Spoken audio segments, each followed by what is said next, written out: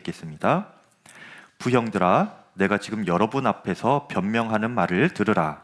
그들이 그가 히브리 말로 말함을 듣고 더욱 조용한지라 이어 이르되 나는 유대인으로 길리기아 다소에서 났고 이 성에서 자라 가말리엘의 문화에서 우리 조상들의 율법에 엄한 교훈을 받았고 오늘 너희 모든 사람처럼 하나님께 대하여 열심히 있는 자라.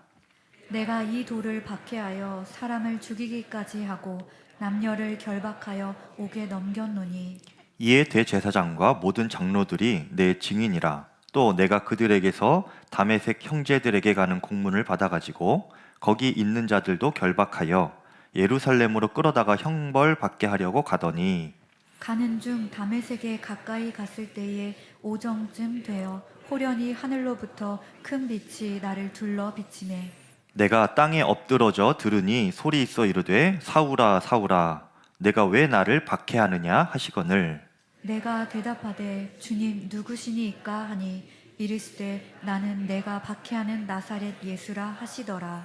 나와 함께 있는 사람들이 빛은 보면서도 나에게 말씀하시는 이의 소리는 듣지 못하더라. 내가 이르되 주님 무엇을 하리이까 주께서 이르시되 일어나 다메섹으로 들어가라 내가 해야 할 모든 것을 거기서 누가 이르리라 하시거늘 나는 그 빛의 광채로 말미암아 볼 수 없게 되었으므로 나와 함께 있는 사람들의 손에 끌려 다메섹에 들어갔노라. 율법에 따라 경건한 사람으로 거기 사는 모든 유대인들에게 칭찬을 듣는 아나니아라 하느니가 내게 와 곁에 서서 말하되 형제 사울아 다시 보라 하거늘 즉시 그를 쳐다보았노라. 그가 또 이르되 우리 조상들의 하나님이 너를 택하여 너로 하여금 자기 뜻을 알게 하시며 그 의인을 보게 하시고 그 입에서 나오는 음성을 듣게 하셨으니 내가 그를 위하여 모든 사람 앞에서 내가 보고 들은 것에 증인이 되리라. 이제는 왜 주저하느냐? 일어나 주의 이름을 불러 세례를 받고 너의 죄를 씻으라 하더라. 아멘. 하나님의 말씀입니다. 사람들이 흔히 말하기를 사람은 안 변한다. 사람은 안 변한다. 이렇게 말을 하지요. 여러분 보시니까 어떠신가요? 사람이 변하던가요? 안 변하던가요? 네, 의견이 분분하시네요. 요즘 쇼펜하우어라는 철학자 사상가의 책과 글들이 유행인데요. 시중에 많이 그의 글들이 이렇게 올라오고 있는데 그 글들을 읽다 보니까 이런 문구가 있더라고요. 절교한 친구와 절대 화해하지 말아라. 이런 글이 있어요. 그를 다시 받아주려면 너가 그 사람과 이전에 왜 절교를 했는지 곰곰이 생각해 보는 것이 좋을 것이다. 사람은 변하지 않기 때문에 나중에 또 같은 상황을 만난다면 그는 예전에 했던 행동을 본능처럼 되풀이할 가능성이 크다. 그렇기 때문에 절교했던 친구와는 다시 절대 화해하지 말아라. 그렇게 말을 하는 것이지요. 조언을 하는 글입니다. 로마 격언 중에서도요. 천성은 아무리 쫓아내도 다시 되돌아온다. 이런 말이 있대요. 부메랑처럼 우리의 천성은 다시금 이렇게 계속 돌아온다는 말이죠. 인간은 자신의 고유한 성격을 결코 바꾸지 못한다. 이런 메시지를 계속 세상은 주는 거예요. 그런데 여러분 이것은요. 사람이 본능에 충실하다는 것을 전제하는 그런 말입니다. 하지만 성경은 그렇지 않다고 말씀을 하고 계세요. 마태복음 4장 4절에 보면 예수님께서 이렇게 말씀하셨습니다.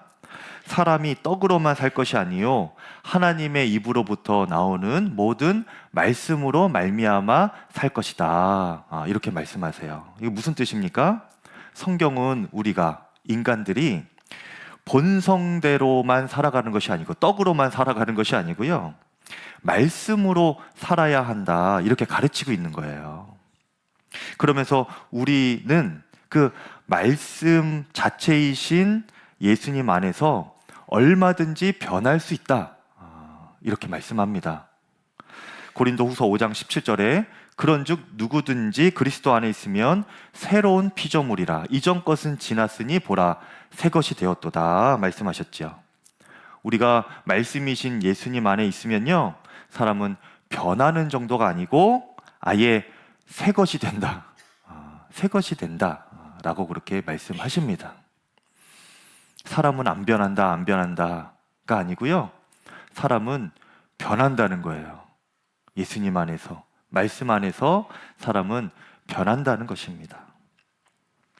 자신의 본성과 자아가 예수님 안에서 새로운 존재로 변화되는 것이죠. 그래서 예수님을 진정으로 믿고 예수님 안에 진정으로 거하는 사람은요, 바울처럼 이렇게 고백하며 살아갑니다. 이제는 내가 사는 것이 아니요 내 안에 계시는 그리스도께서 사시는 것이다. 이전의 본성대로 내 자아대로 살아왔던 그 삶이 아니라 나를 새롭게 하신, 새로운 존재로 거듭나게 하신 예수님으로 내가 살아간다. 이렇게 고백하는 것이죠. 저와 여러분이 이렇게 변화된 존재인 줄 믿습니다. 오륜교회에서 주최하면서 진행하고 있는 다니엘 20일 기도회라는 것이 있어요. 지금도 진행 중인데요. 매일 은혜로운 찬양과 간증자들이 매일 그렇게 서는 것으로 유명한 그런 기도회 집회입니다.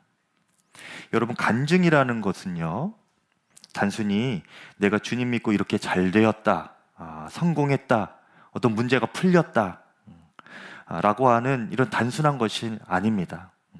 물론 그런 일이 일어날 수도 있지만 더 중요한 것이 무엇인가요? 진정한 간증은 예수님께서 나를 만나 주셔서 제 삶을 이렇게 변화시켜 주셨습니다 하면서 예수님 만난 이전과 이유가 명확하게 다른 것을, 그것을 간증하는 것, 이것이 진정한 간증인 것입니다.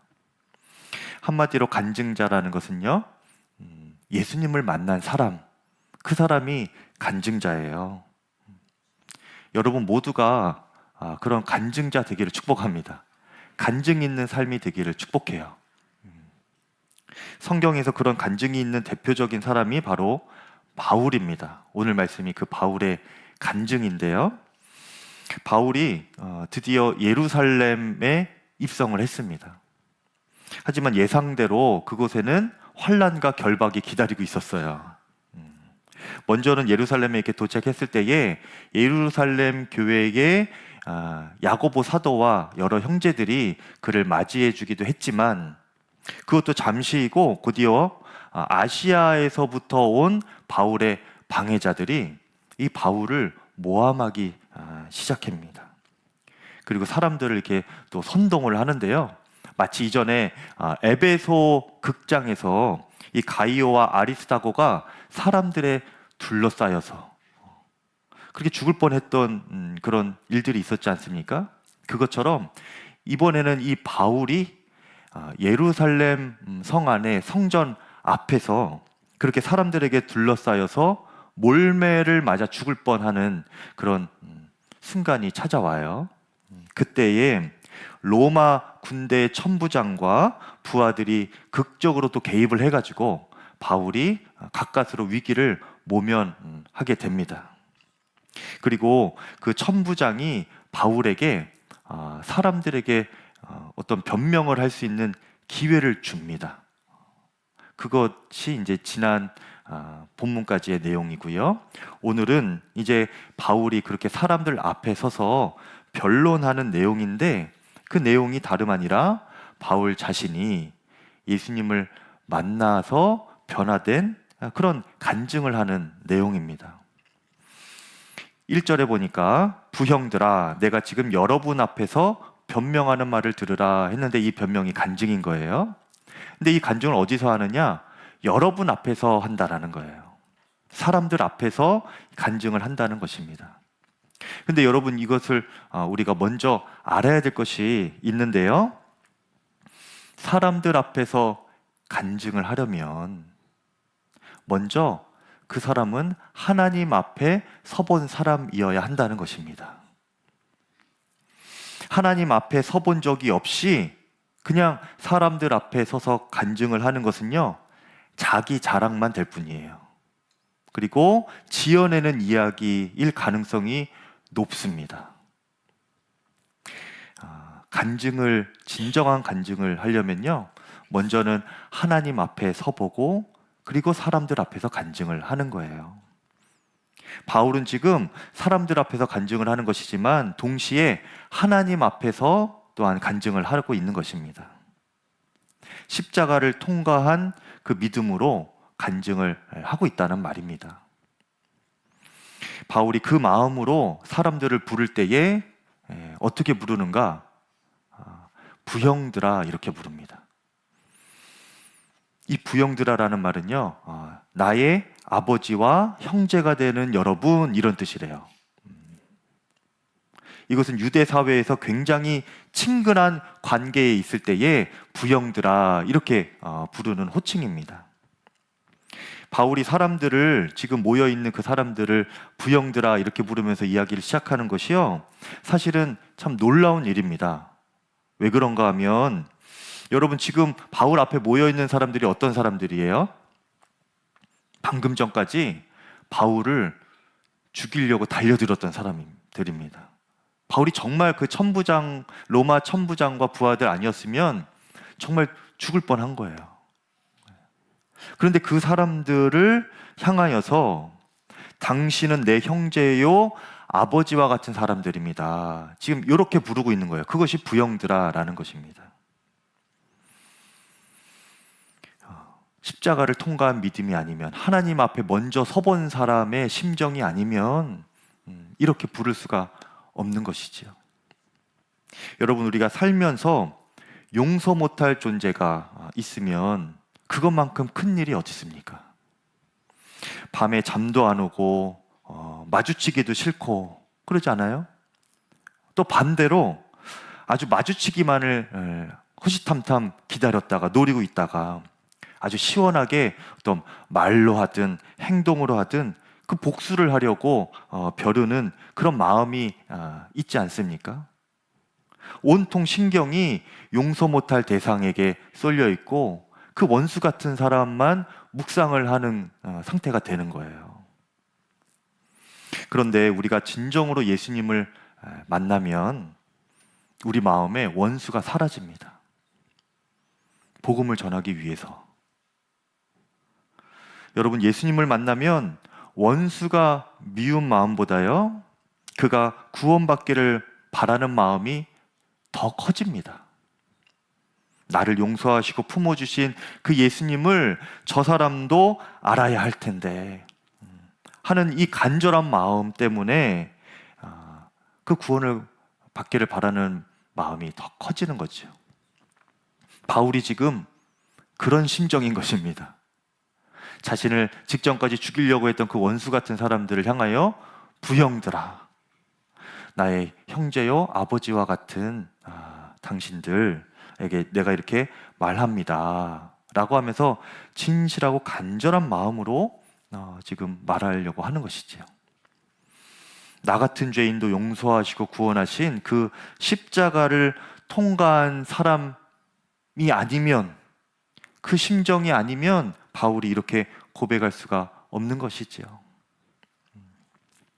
여러분, 우리에게도 그 십자가를 통과한 믿음이 있기를 바랍니다.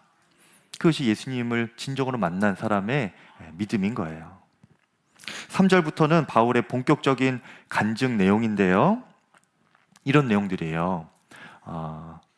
여러분, 저도 여러분처럼 유대인입니다.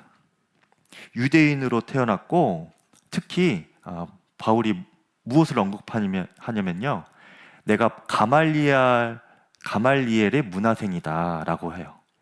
가말리엘이 어떤 사람인가 하면 당시 유대 사회에서 최고의 지식인 랍비, 스승이었던 사람이었습니다. 그 최고의 스승님에게 자기가 교육을 받았다는 거예요. 율법을 가르침 받았다는 겁니다. 근데 여러분, 그 최고의 스승님에게 누구나 다 그렇게 배울 수 있습니까? 몇 명 못 배워요. 지금도 유명한 대학 교수에게 그렇게 논문을 쓰고 학위를 받고 그럴 수 있는 사람이 누구나 다 그렇게 하는 건 아니잖아요. 그렇죠? 가말리엘의 문화생이다라고 하는 것은 유대인 중에서도 소수의 엘리트 교육을 받은 사람이라는 것을 표현하는 것입니다. 나는 그만큼 정통 유대인일 뿐만 아니라 유대인 중에 유대인입니다. 그렇게 지금 바울이 자신을 소개하고 있는 거예요. 그러니까 나는 당신들과 전혀 다르지 않고 오히려 뼛속 깊이 유대인입니다. 당신들의 배신자가 아닙니다. 이것을 지금 어필하고 있는 거예요. 뿐만 아니라 바울이 뭐라고 말하냐면 나는 하나님을 향한 열심이 특별했습니다.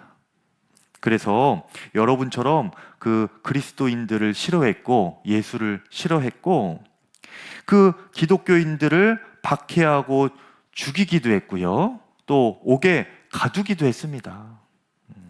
그렇게 다메섹에 가서도 기독교인들을 잡아오려고 길을 떠났는데 그런데 그 길에서 갑자기 예수님을 만나고 제가 이렇게 변화가 되었습니다. 그런 간증을 쭉 하는 겁니다. 제가 이 바울의 간증을 다시 한번 이렇게 읽으면서 마음에 생각했던 것이요. 바울이 그렇게 그리스도인들을 죽이고 결박하고 감옥에 넣을 때에 바울은 그것이 죄인 줄을 몰랐었겠구나 하는 생각이 들었어요. 여러분, 사람이 죄를 깨닫는 것은요 참 어렵습니다. 사탄이 우리의 마음을 혼미하게 하고 무뎌지게 해서요 죄가 죄인 줄을 모르도록 만들기 때문에 그래요. 그래서 예수님을 만나기 이전의 사람은요 자신이 죄인 줄도 모르고 살아갑니다. 죽은 영으로 살아가고 있는 줄도 모르면서 그렇게 살아가요. 깨닫지 못하며 살아가는 거죠. 에베소서 2장 1절에 그는 허물과 죄로 죽었던 너희를 살리셨도다 말씀하셨습니다. 예수님은요 그렇게 우리가 죄와 허물로 죽어 있었던 그 삶에서 우리에게 찾아오시고 죄를 깨닫게 하시고 회개케 하시고 구원하신 거예요, 여러분. 예수님이 없으면 우리는 죄 하나 깨달을 수가 없는 겁니다. 바울도 그 전까지는 자신이 그렇게 기독교인들을 반대하고 학대하고 박해하고 죽이는 것이 죄인 줄을 몰랐던 거예요. 오히려 그것이 하나님을 향한 대단한 열심이고 굉장히 잘하는 일인 줄을 알고 그렇게 했던 겁니다. 그런데 그가 예수님을 만날 때 깨달았어요. 오늘 말씀 7절에 내가 땅에 엎드려져 들으니 소리 있어 이르되 사울아 사울아 내가 왜 나를 박해하느냐. 예수님이 바울에게 이렇게 직접 말씀하시는 겁니다. 그 음성을 듣고 바울이 뭐라고 깨닫게 됩니까? 내가 지금까지 주님을 위한 종인 줄 알았는데 알고 보니까 나는 주님을 반대하고 박해했던 그런 완악한 죄인이구나. 이것을 그때 깨달은 거예요. 예수님을 만나고 그가 자신이 죄인임을 깨달은 것이었습니다. 이전에는 죄인 줄 몰랐고 이것이 오히려 잘하는 것이라고 생각했는데 알고 보니까 이것이 큰 주님을 반대하는 죄였구나. 이것이 깨달아진 거예요. 그리고 그것이 얼마나 큰 충격이었는지 이것을 사랑하는 우리 유대 형제들에게도 알려야겠다. 이런 마음이 드는 겁니다. 그래서 그들도 자신이 알지 못하고 짓는 죄가 있지 않겠어요? 그리고 그렇게 예수님 믿지 못하고 반대하고 박해하는 그것이 죄인 줄을 그들이 지금 모르고 있는 상태 아닙니까? 그래서 그것이 죄라는 것을 그들이 깨달을 수 있도록 간절히 지금 호소하려고 하는 거예요. 당신들이 예수를 모르는 것이 죄입니다. 예수님의 뜻이 모르는 것이 죄입니다. 그 뜻과 반대되는 마음과 생각을 가진 것 그것 자체가 사실은 말할 수 없는 죄입니다. 이것을 지금 바울이 유대 형제들에게 알려주고 싶은 것입니다. 그러니 여러분, 우리가 예수님을 만났다라고 하는 것을 어떻게 알 수 있습니까? 예수님을 눈으로 보고 손으로 만져보아야, 그리고 예수님의 큰 기적을 체험해 보아야만 내가 예수님 만났다 할 수 있는 것이 아니에요. 예수님 만난 증거가 무엇인가? 내 안에 죄가 깨달아지고, 그것이 큰 충격으로 다가온다면 예수님을 만난 증거인 것입니다. 여러분, 그렇게 예수님을 만나셨습니까? 여러분 안에 나는 정말 말할 수 없는 큰 죄인이었구나, 이것이 크게 깨달아진 적이 있으세요? 그것이 이렇게 충격적으로 다가온 그 순간이 있으셨습니까? 나는 이렇게 살아도 돼, 이렇게 살아가는 것이 맞아 하는 그랬던 삶에서 이것이 죄였구나, 내가 틀렸었구나 하면서 철저하게 가슴을 치며 깨닫는 것, 이것은 예수님을 만난 사람만이 가질 수 있는 깨달음, 또 그 회개인 것입니다. 여러분, 그 죄가 깨달아지는 은혜가 우리 안에 있기를 간절히 축복합니다. 그렇게 되면 우리 이후의 삶에서 드러납니다. 정말 예수님 만난 삶이구나. 어떻게 드러날까요? 내가 그렇게 죄인이었다는 것, 또 용서받은 죄인이라는 것을 끝까지 기억하면서 마음의 겸손함으로 살아가게 돼요. 바울이 그 인생의 말년에 그의 영적 아들과 같은 디모데에게 목회적인 권면도 하고 신앙적인 권면을 하는 것이 디모데 전서인데요. 거기서 이렇게 디모데에게 가르쳐 줍니다. 디모데전서 1장 15절에 그리스도께서 죄인을 구원하시려고 세상에 임하셨다 하였도다. 죄인 중에 내가 괴순이라. 지금 바울이요, 디모데 사랑하는 영적 아들에게, 디모데야, 내가 지금까지 살면서 어떤 마음으로 살아왔는지 아니? 죄인 중에서도 내가 가장 큰 죄인이야. 내가 괴수와 같은 사람이야. 인생의 말년에 그렇게 고백하는 겁니다.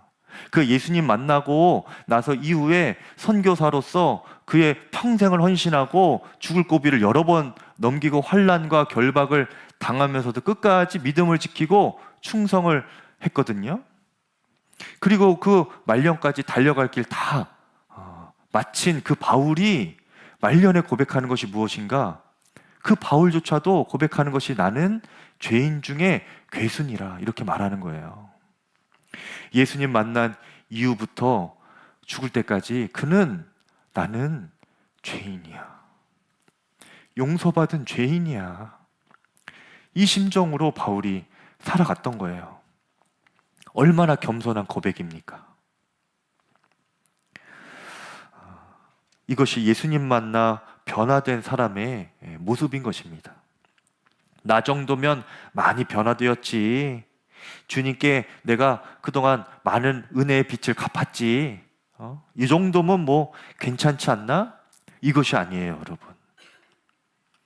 믿음의 길을 달려가면 달려갈수록, 주님께 충성되게 쓰임받고 헌신하면 헌신할수록 그 심령에 어떤 고백이 되어지는가? 죄인 중에 내가 괴수입니다. 나는 말할 수 없는 큰 죄인인데 예수님의 십자가로 구원받았고, 하루하루를 그 십자가 붙들며 살아왔고, 그 십자가로 지금도 살아가고 있는 죄인 중에 괴수입니다. 나보다 더 큰 죄인이 없습니다. 그렇게 살아가는 거예요. 그러니 그가 용서 못할 사람이 없죠. 원수로 여길 사람이 없죠. 나보다 더 큰 죄인이 없는데 내가 누구를 정죄하고 원망하고 원수를 삼겠습니까?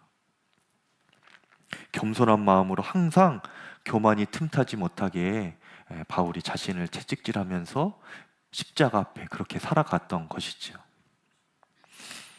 그리고 이후로는 예수님께 항상 물으면서 살아가는 인생이 되기도 했습니다. 10절에 내가 이르되 주님 무엇을 하리이까? 주께서 이르시되 일어나 다메섹으로 들어가라. 너가 해야 할 모든 것을 거기서 누가 너에게 이르리라. 바울은 예수님 만난 이후로 예수님께 묻는 인생이 되었습니다. 여러분은 예수님께 물어보셨습니까? 대학을 결정할 때, 직장을 들어갈 때, 누군가와 교제하고 또 결혼을 할 때에, 자녀를 기를 때에, 인생의 중요한 결정들을 앞두고 있을 때에 예수님의 응답을 구하고 인도하심을 받으며 그렇게 살아오셨습니까? 지금도 그렇게 살아가고 계십니까? 여러분, 예수님께 물으며 살아간다는 것은요, 아주 갓난 어린아이처럼 그냥 모든 일을 허락받고 하라 이런 말이 아니에요. 무엇보다 예수님의 권위를 인정해 드린다는 것입니다. 그게 예수님께 물으며 살아가는 삶의 핵심이에요. 시작이고. 여러분, 자녀가 대학 들어갈 때에 상의도 없이 대학도 정하고 학과도 정하고 하면 어떠신가요? 마음이 서운하지 않아요? 이건 좀 괜찮으신가 봅니다. 네. 그럼 여러분, 자녀가 결혼을 할 때 어느 날 갑자기 청첩장을 이렇게 주면서 이날 시간 되시냐 물어보면 여러분 어떠세요? 이렇게 정하고 이 사람하고 결혼하기로 했는데 이날 이 시간 부모님 어떠세요? 물어보면 어때요? 그것도 괜찮나요, 여러분? 네, 그거는 안 돼요? 네, 대학은 되는데 결혼은 안 되는군요. 너무 황당하지요. 왜 황당해요? 얘가 지금 뭐 하는 거지? 나를 부모로 알기는 아는 건가? 이게 서운하잖아요. 그렇죠? 제가 저희 아버지께 큰 실수를 한 적이 있는데, 제가 대학 다닐 때에 장기 기증 서약을 하는 그런 어떤 캠페인이 있었어요. 이제 뭐 불의의 사고를 당하거나 갑작스럽게 생명이 끊어질 때에 내 장기를 시신을 기증을 한다. 요런 이제 서약이거든요. 좋은 일이잖아요. 그래서 그거를 하고 이제 신청을 했는데 증명서하고 증서가 집에 배달된 거예요. 그것을 저희 아버지가 본 겁니다. 그런데 그것을 이렇게 들고 저에게 오시더니 그렇게 서운해 하실 수가 없어요. 보니까 너 이거 이렇게 신청했니? 저는 정말 아무 생각 없이 했던 것 같아요. 대학 때. 그런데 아버지의 그 표정을 보면서 내가 실수했구나 이런 생각이 들더라고요. 아버지가 그래도 육신으로 나를 낳아주시고 사랑해주시고 이렇게 길러주셨는데 내가 이것을 너무도 쉽게 내 마음대로 결정하고 그렇게 했구나. 그러니까 결정하기 전에 한마디라도 아버지께 전화하고 상의하고 물어보고 했어도 되잖아요. 근데 그것을 제가 못한 겁니다. 여러분, 서운한 거예요. 부모님의 권위를 인정해 드리는 게 맞는 거잖아요, 여러분. 그런데 그렇게 하지 않으면 얼마나 황당합니까? 그런데 우리가 예수님께 이렇게 할 때가 얼마나 많은지 모릅니다. 묻지 않고 그냥 우리 마음대로만 어쩜 그렇게 살아가는지. 그리고 일이 안 되면 또 어려워지면 어떻게 해요? 또 주님 탓하지요. 또 주님께 기도하면서 부르짖죠. 기도하고. 그럼 뭡니까 그게? 여러분, 예수님을 진정으로 만나고 그분을 정말 신뢰하게 되면요, 주님께 먼저 묻고 인도하시는 대로 따라가게 됩니다. 내가 주도적으로 끌고 가던 나의 인생에서 예수님께서 인도하시는 삶, 심지어는 예수님께서 끌고 가시는 대로 끌려다니는 그런 인생을 점점 더 살아가게 되는 거예요. 11절에 나는 그 빛의 광채로 말미암아 볼 수 없게 되었으므로 나와 함께 있는 사람들의 손에 끌려 다메섹에 들어갔노라. 바울은 지금까지 자기 생각과 자기의 손과 발로 이리저리 돌아다니며 자기가 옳다고 생각하는 대로 그렇게 살아갔지요. 주님과 반대되는 일인지도 모르고 죄인지도 모르고 그렇게 마음대로 살아갔습니다. 그런데 예수님 만나고 난 이후에 그가 어떻게 됐습니까? 눈이 멀었고 사람들의 손에 끌려 부축을 받으며 살아야 했어요. 그리고 그 이후에도 예수님께서 성령께서 주시는 감동대로 그렇게 길을 결정하고 가던 길도 멈추고 다시 되돌아가고 진로를 변경하고 계획을 수정해 가면서 그렇게 쓰임받았던 사람이 바로 바울입니다. 여러분, 베드로도요, 부활의 예수님을 만났을 때 그 이후에 그의 삶이 어떻게 될지 예수님이 이렇게 말씀을 해주셨어요. 요한복음 21장 18절에 내가 진실로 진실로 내게 이르노니 내가 젊어서는 스스로 띠뛰고 원하는 곳으로 다녔거니와 늙어서는 너의 팔을 벌리리니 남이 너에게 띠띠우고 원하지 않는 곳으로 데려가리라. 여러분, 예수님을 정말 만나고 예수님 안에서 정말 변화되고 예수님의 제자로 예수님께 친밀하게 다가가는 사람일수록 점점 더 내 마음과 내 뜻대로 살아가지 않게 돼요. 예수님의 세워두신 계획대로 그렇게 인도함 받으며 살아갑니다. 예수님께 끌려다니며 살아가게 됩니다. 예수님께서 베드로에게도 그렇게 약속을 하셨고요. 그렇게 베드로도 이끌어 가셨고 바울도 그렇게 끌고 가시는 겁니다. 그리고 저와 여러분도 그렇게 끌고 가시려고 하시는 거예요. 여러분, 예수님 믿는 것은 그런 것입니다. 예수님을 진정으로 만난 삶은 그렇게 예수님께 끌려다니는 삶이에요. 누가 이렇게 살 수 있겠습니까? 어떤 사람이 그렇게 예수님께 끌려다녀도 좋겠습니까? 예수님을 정말 신뢰하는 사람, 나의 선하신 아버지, 나의 목자, 나를 푸른 초장과 맑은 시냇물가로 인도하시는 나의 선하신 목자임을 정말 신뢰하고 그분과 동행하기를 기뻐하는 사람이 그렇게 끌려다닐 수가 있는 거예요. 진정으로 예수님을 만난 사람은 예수님이 나를 그렇게 안전한 곳으로 이끌어 가시는 주님이심을 깊이 깨닫는 사람인 것입니다. 그래서 그의 이후의 인생의 목적은요, 어디 성공이나 어떤 좋은 곳으로 가거나 어떤 풍성한 어떤 그것만을, 세상에 유익한 것만을 쫓아가는 것이 아니고 어디로 가든지 어떤 자리에 있든지 무엇을 하든지 그곳에 주님이 계시면 나는 충분하다. 예수님이 나를 이끌고 계시는 것이면 나는 그것으로 만족하다. 이것을 고백하는 사람이 되는 겁니다. 다시 말해서 예수님을 만나 변화된 사람은 더 이상 상황과 환경 때문에가 아니라 예수님 때문에 행복한 사람이 되는 거예요. 여러분, 예수님 만나서 그렇게 변화되셨습니까?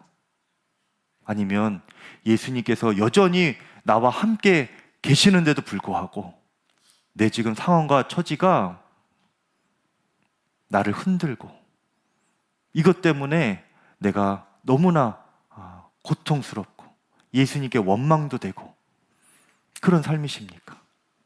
반대로 내가 정말 그렇게 어려워도 원수 같은 사람이 있어도 예수님 때문에 내가 정말 만족하고 행복을 누릴 수 있는 그런 사람입니까?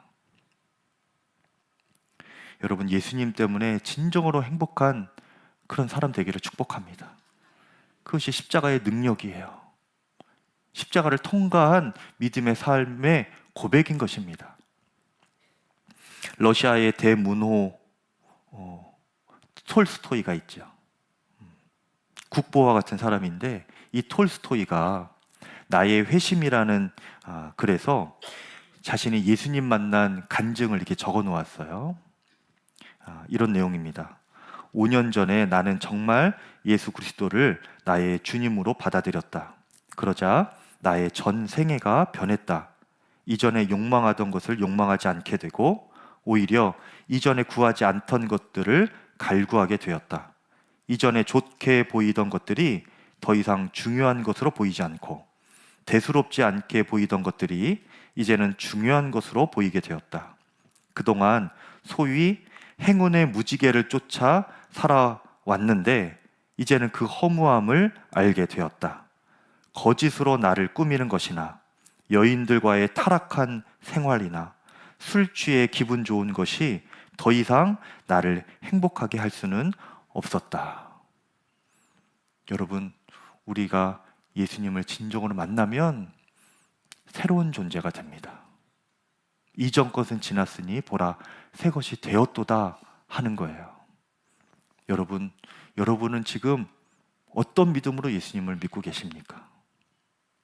여러분에게 그 믿음의 능력은 얼만큼 역사하고 있습니까? 여러분의 삶이 바뀌셨나요?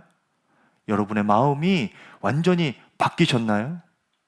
예수님으로 정말 충분하고 만족하고 행복한 그런 삶이신가요? 우리가 예수님을 만나 변화되어서 그 예수님 때문에 행복한 그 믿음의 눈이 다 열리시기를 간절히 축복합니다. 이 시간 우리 함께 찬양하고 기도할 텐데요. 예수를 나의 구주 삼고